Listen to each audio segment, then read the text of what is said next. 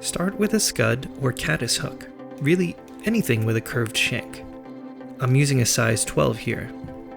Lay down a layer with your thread, making sure to leave an extra long tag end at least 4 or 5 inches.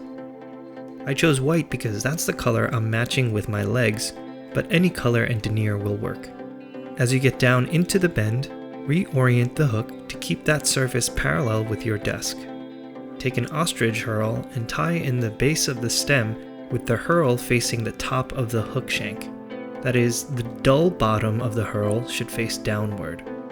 Take a few wraps to secure the herl, then adjust your hook again so that the straight part of the shank is parallel to the ground. Walk your thread back to behind the eye of the hook and take a few whip finishes to secure the thread.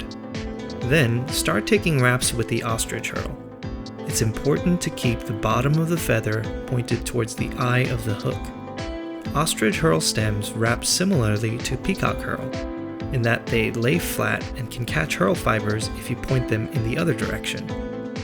Take touching wraps and work your way all the way to behind the eye of the hook.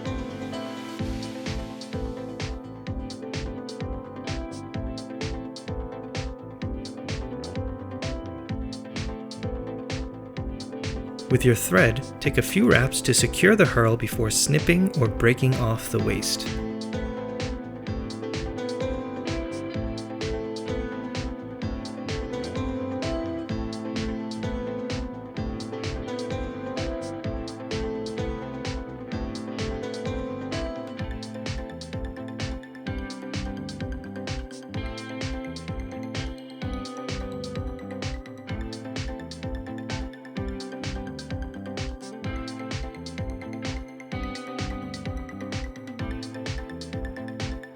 Wet your thumb and index fingers and preen the ostrich herl downwards so that all the fibers are pointing into the hook gap.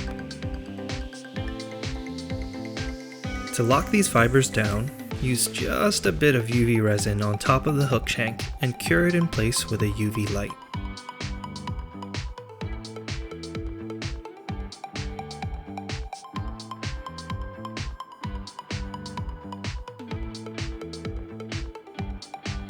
Next, we're going to use that extra long tag end we kept at the beginning. This is usually the step that takes the longest, so take your time since these tiny beads can be a little frustrating to work with.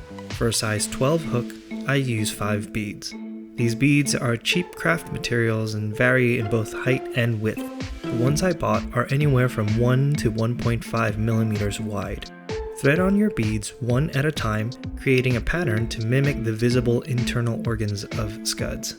Take your tag end, being careful not to let the bead slip off, and place it by the eye of the hook.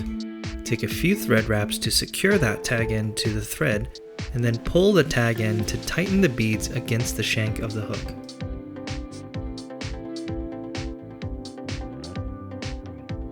Once the beads are aligned with each other, apply just a bit of resin to the beads themselves and cure it with your light to keep the beads oriented correctly with each other. Make sure not to adhere the beads to the hook just yet.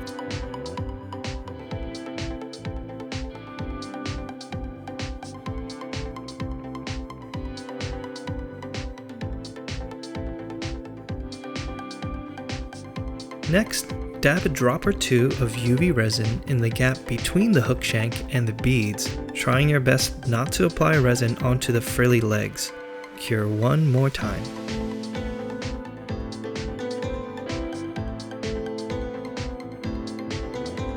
To finish the body, apply resin all around the beads to your liking, flipping and reorienting the hook to get your desired shape. I like applying just a little bit each time and making sure the body isn't getting too bulbous. At any point now you can trim off your thread since it's all secured under resin.